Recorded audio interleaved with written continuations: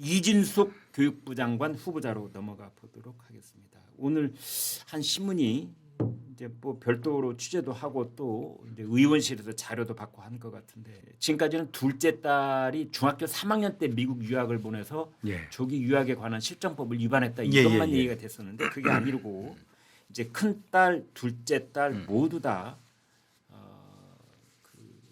등록금, 뭐 생활비 등등이 상당히 들어가야 되는 이 초고가의 보딩 스쿨에 보내서 큰 딸은 3년을 공부를 했고 둘째 딸은 4년을 공부했는데 그렇게 도합 7년 동안 30만 달러를 썼을 것으로 추산되는 보도가 있었습니다.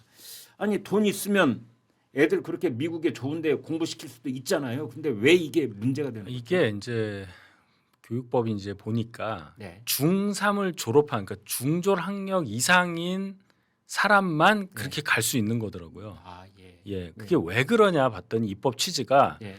부모가 애들을 데리고 갔는데 물론 그러니까 동반해서 가면 상관이 없어요. 네. 부모 둘 다. 예. 근데 애만 보냈을 때 교육의 의무를 다 해야 되잖아요. 네. 국민은 그 권리가 있잖아요. 그렇죠. 교육의 의무도 있지만 교육받을 권리가 있잖아요. 네.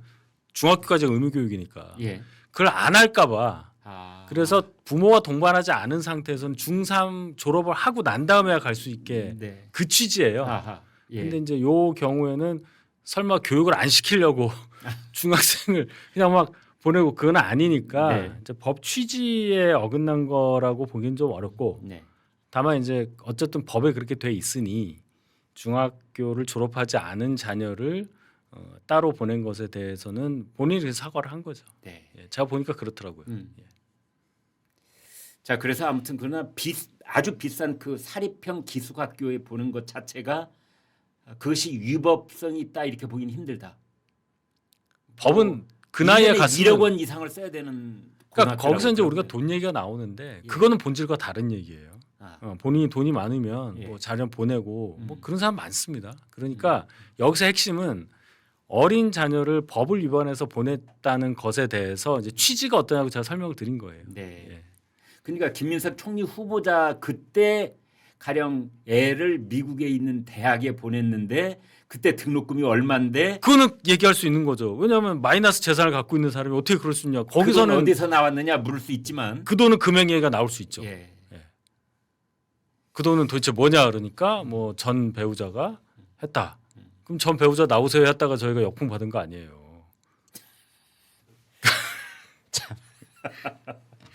그런데 지금 이제 이진숙 후보자는 뭐 그것도 있지만 또 하나는 이제 이거보다 더 큰 문제일 수가 있는데 제일 중요하죠. 제자 논문 예, 표절 의혹. 예, 예.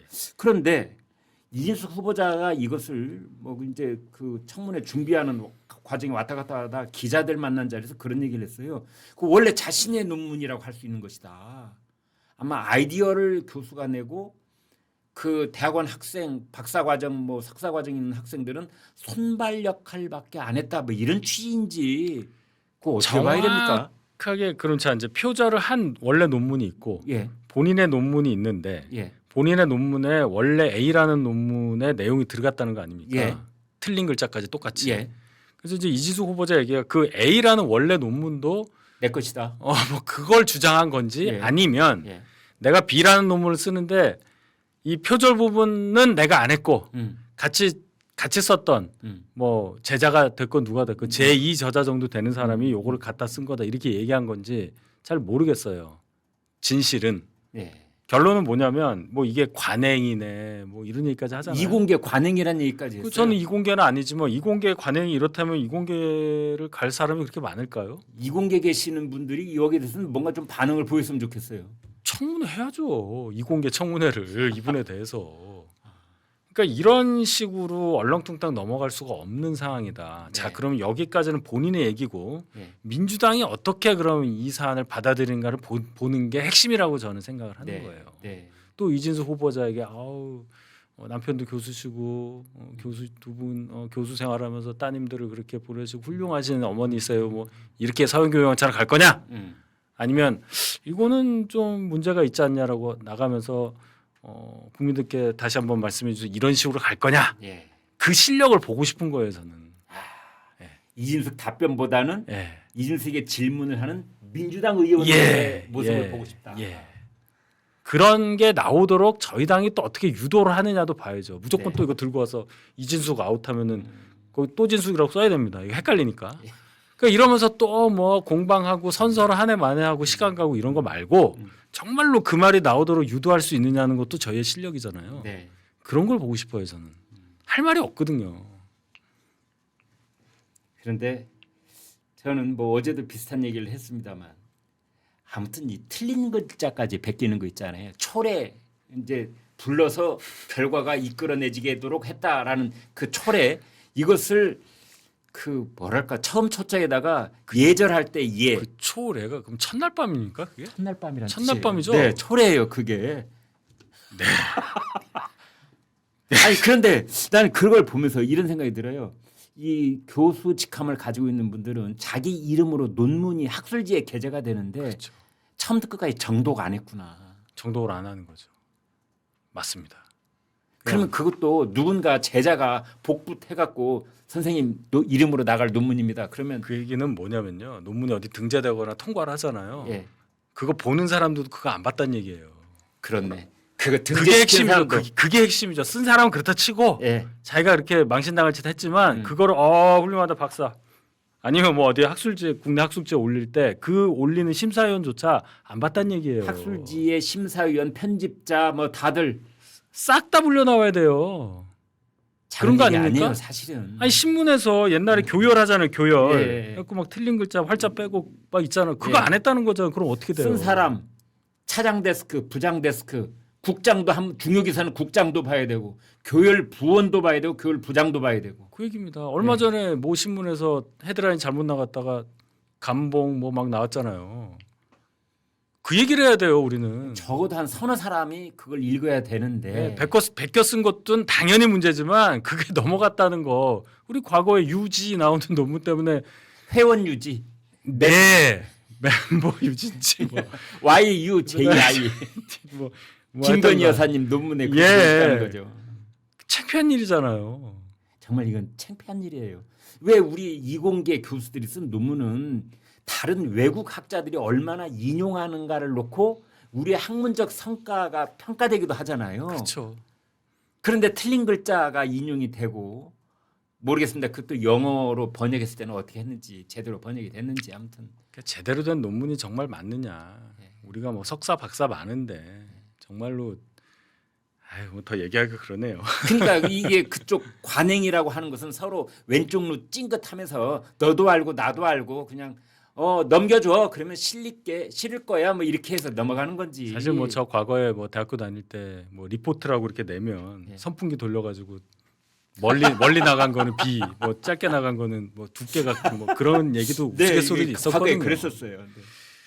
뭐 저도 그 시대 학교를 다녔으니까 아니, 죄송합니다. 그런 자괴감에 들 필요 전혀 없고요. 아니 우리가 따질 건 따져야 되죠. 예. 그래서 이게 지금 말씀 주신 것처럼 대변인 말씀 들어보니까 이거는 단지 이진숙에 해당되는 문제가 그렇죠. 아니고 예, 맞습니다. 사실은 이분이 건축학 전공 교수잖아요. 그럼 우리 건축학계 논문들은 다 요 모양인지 건축학계에서 이제 또 검증을 건축학 해야죠. 협회에서 사실은 그렇죠. 뭔가 반응을 좀 준엄하게 내놔야 될 그런 그렇죠. 사안이기도 우리는 해요. 이렇게 논문 안 한다. 뭐 이렇게 해야지. 도대체 초래 이거는 이런 논문 쓴 사람들이 우리나라 집을 짓고 있는 것인지 참 오늘 시원합니다. 아니 저도 갑자기 생각이 지금 막 미치는 겁니다. 네? 이렇게 아니, 공부한 사람들이 석박사, 박사 논문 가지고 그걸 근거로 해서 집을 짓고 빌딩이 올라가고 그러고 그렇죠. 있다는 그리고 뜻 뭐 아닙니까? 강의하고 학생들한테 강의하고. 갑질하고 그런 거잖아요. 그러니까 학생들이 학교를 안 가려고 그러고 위 세대에게 뭘 보고 배울 거냐. 강선 의원하고 똑같은 거예요. 결론적으로는 학문적 갑질이잖아요. 사실 그 이진숙 교수 총장까지 한 네. 분인데 이분을 스승으로 그렇게 공부를 한 학생들이 지금 현장에서 많이 일을 하고 있을 거고 그렇죠. 그분들 마음의 상처는 또 얼마나 크겠어요. 많겠죠. 예를 들어 이런 식으로 정말로 본인 연구실을 운영하고 했다면 거기서 네. 조교를 하면서 또 다른 뭐 교수를 하거나 이렇게 성장하셨던 분들이 예. 자신의 학생 시절, 조교 시절을 어떻게 떠올리고 있을까? 아휴. 그거 나오면 이제 강선우 의원 경우하고 똑같은 거죠. 네. 그런 문화가 많죠. 갑질이라는 게 사실 뭐 어느 조직에나 다 있을 수밖에 없는데 그거 타파하자고 뭐 직장 갑질 119라는 것도 생기고 우리 젊은 세대들이 가장 열광하는 게 갑질 사이다로 복수하는 거, 만화, 뭐 그렇죠. 드라마, 예. 웹툰, 예. 영화 이런 예. 거 유행하잖아요. 요즘 뭐 굉장히 많이 뜨고 이제 있습니다. 학폭 뜨다가 네. 이제 뭐 이런 식으로 예, 가잖아요. 옛날에 야, 미생 근데 뭐 이런 것부터 그런 시작해서. 드라마들이 매우 너무 폭력적이더라고요. 그러니까 그게 그걸 사람들이 보는 이유가 공감을 하니까 그런 거잖아요. 그렇죠. 공감을 할 만큼 경험이 많은 거예요, 다들. 그러니까 그런 드라마들을 보면은 받은 거에 몇 배를 되갚아 주는데 그것이 다 피를 흘리면서 되갚아 주는 그렇죠, 장면들이 결론은. 많잖아요. 그러니까 우리가 이제 사이다란 말을 쓰기 시작한 지가 예. 뭐 먹는 사이다야 오래됐겠지만 사이다 맛이야라고 한 게 이제 그런 거란 말입니다. 그러니까 이런 사회 트렌드를 이해를 못하고 이게 뭐 관행이라는 둥, 그 논문은 내 거라는 둥. 강선 의원 같은 경우는 뭐 옆에서 이제 도와주는 사람들이 그렇게 문제 제기한 보좌진이 이상하다는 이런 문화 가지고는 집권을 몇 번을 해도 성공적으로 할 수가 없다. 그걸 봐야 되는 거다 이렇게 봅니다.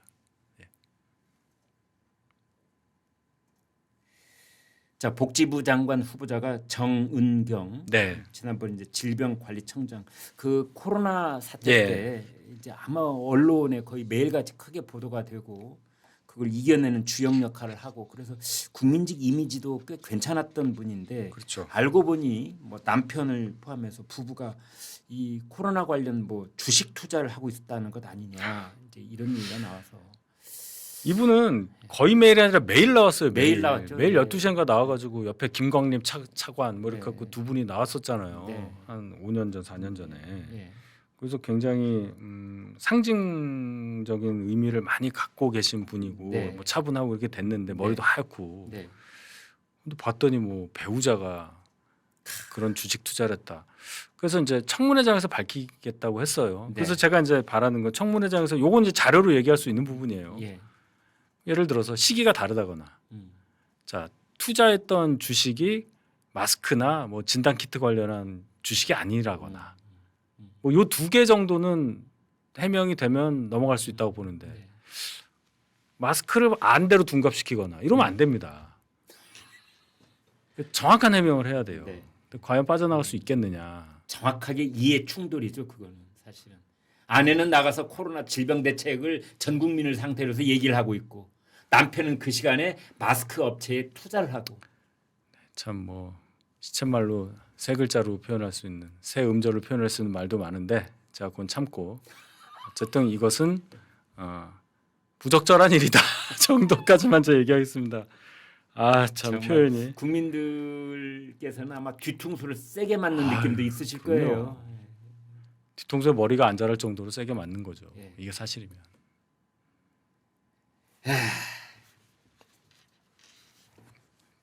오늘 왜 이렇게 한숨만 나오는지 모르겠습니다.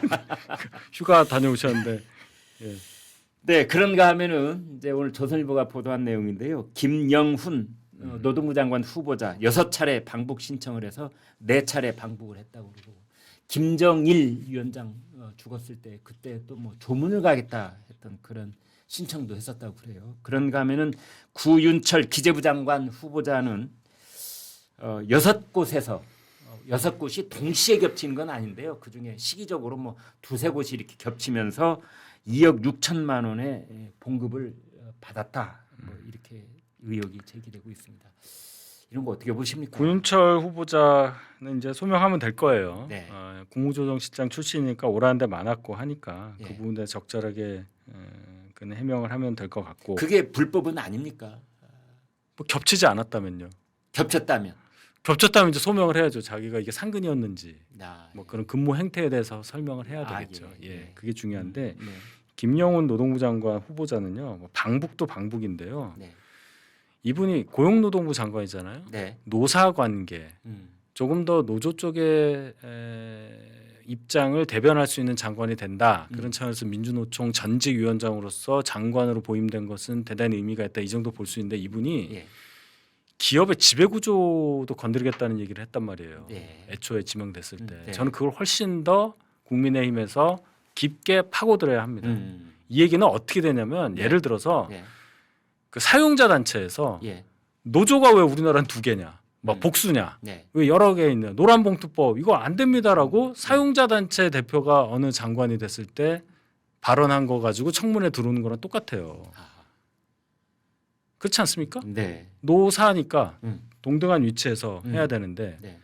이분이 완전히 치우쳐서 지배구조에다가 지배구조에 손을 대려고 하는 어떤 행위는 네. 적어도 지배구조 안에 들어가 있거나 예를 들어 자기가 투자를 해서 자기가 그만큼 지분을 갖고 있거나 네.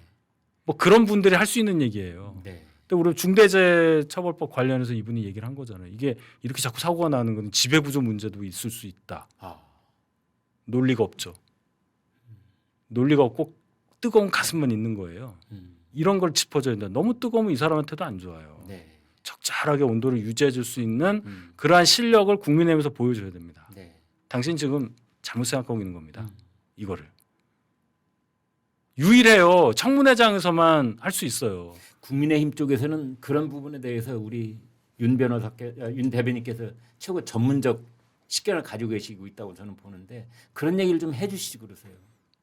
저는 그냥 평당원인데요. 아니 왜 그러십니까? 네. 아니, 저는 별로 그렇게 제가 묻지도 않았는데 내가 왜 대답하냐. 아니 그게 아니라 이렇게 방송을 누구한테 아, 얘기해요 맞다. 제가 누구한테 얘기하는 얘기합니까? 네, 방편이 되죠. 저희 비대위에서는 뭐 별로 그렇게 저하고 쓰는 언어가 달라서 잘 못 알아들으실 것 같아요. 그건 또 무슨 뜻입니까? 서로 쓰는 언어가 다르다는 건 비대위는. 아 국민의힘 얘기 저 뒤편에 국민의힘. 있긴 있습니다만 이분 잠깐만 짚고 넘어가죠. 쓰는 언어가 다르다는 건 뭡니까? 그 자꾸 다르게 해석을 하시더라고요. 송원석 비대위원장을 비롯해서 아니, 꼭뭐 개인을 그러는 건 아니고요. 네. 하여튼 그렇습니다. 지금 이제 집중해야 될 청문회 전국인데 네. 지금 다른 생각들 하고 계시잖아요. 청문회는 청문회지만 더 중요한 거가 있다고 생각하시는 분들이기 때문에 아무리 전당대회? 얘기를 해도 뭐 전당대회든 혁신이든 뭐 앞으로 어떻게 살아나가야 될까 2년 반을 어떻게 버틸까 이 생각만 하시기 때문에 청문회는 어차피 뭐 이런 생각을 갖고 있는 거예요. 그런 느낌이 들어요. 우리가 아무리 무엇을 해 본들 결과는 비슷할 것이다. 그러니까 청문회 관련해서 나오는 의원이 어떤 멘트나 이런 걸 봐도 주진우 의원 아니면 곽규태 의원밖에 없어요. 나오는 게 없어요. 아니면 나머지 100명은 어디가 있습니까? 모르겠어요. 조은희 의원 공격당한 거 나오고 예. 오늘까지만 해도 그거밖에 안 나오잖아요. 그러니까 그렇습니다. 다들 마음은 콩밭에 가 있는 것이다. 그 콩밭이 어딘지는 모르겠지만 아무튼 오늘 치러지고 있는 그리고 금요일까지 계속될 인사청문회는 이 의무가 특징이다. 두 가지가 없다. 자료 제출이 없고 증인이 없다. 오늘 또 4명이 이제 장관 후보자로서 청문회에 나와 있는데요. 그중에 2명의 장관 후보자는 증인이 제로 없습니다. 이제 그래서 뭐 맹탕이다. 이건 하나만 한 것 아니냐 이런 얘기도 하고 있는데 이게 결국은 김민석 효과인 겁니까? 어떻게 그렇죠. 보세요? 김민석 총리가 뉴 노멀을 만들었죠. 예. 새로운 규범을 만들어서 예. 이렇게 하는 거야라는 거를 몸소 시전을 한 거죠. 견디면 돼 그냥. 시전이라는 표현 쓰야 몸소 전시를 했다는 걸 뒤집은 건데 몸소 보여주신 거죠. 예. 펼쳐서 보여주신 거예요. 예. 그것도. 이래서는 안 되는 거죠. 이게 자 이럴 때가 있어요. 정권이 처음 출범했을 때 네. 힘도 세고 의원 수도 많고 하면은 한 뭐 서너 달은 태평성대라고 생각하면서 이렇게 갈 수도 있습니다. 네. 이걸 부정하는 건 아니에요. 그런데 여기에 젖어 있으면 이제 어떻게 되냐를 우리가 잘 알지 않습니까? 네. 이제 그 실력 발휘를 하는 상황이 발생하고 그 실력 발휘한 것이 어떻게 평가가 되느냐는 상황이 금방 와요. 네. 8월이면 옵니다. 그 다음에 연말에 되면 평가를 하죠. 연말 되면은 이게 뭐 윤 정부가 뭐 반년 정도 망쳤네 어쩌네 그건 본인들이 하던 얘기고 똑같이 연말 경기가 어떻고 내년 경기 전망이 어떻고 네. 우리 GDP 추계치가 어떻고 이런 얘기 나오면서 이제 지지율과 연계돼서 여러 가지 이제 복잡한 일들이 벌어질 텐데 네. 지금 여기서 잘 자르지 않으면 여론이 조금씩 나빠지겠죠. 예를 들어서 임명 강행한다. 강서는 별 문제 없다. 뭐 이준숙 전혀 문제 없다. 충남대 총장도인데 무슨 상관이야 이런 말도 안 되는 얘기하면서 네. 그러다 보면 이제 망한 거다. 저는 국민의 한 사람으로서 이재명 정부 잘 되길 바라요. 이미 이분은 국민의힘의 정쟁의 대상이 아니에요. 네. 선거 또 나오실 분도 아니고 갈 때까지 가신 분입니다. 올라갈 때까지 갔다는 얘기예요. 네. 그러면 이분이 나라 잘 끌어주는 게 좋은 거죠. 그렇게 비는 게 맞는 거죠. 근데 잘못해가지고 이렇게 또 나락으로 떨어질 가능성이 있는 조짐을 조금씩 보인다. 인사를 보니까 지금 조금씩 그래요. 네. 이거는 비판해야죠. 그렇게 하지 못하도록.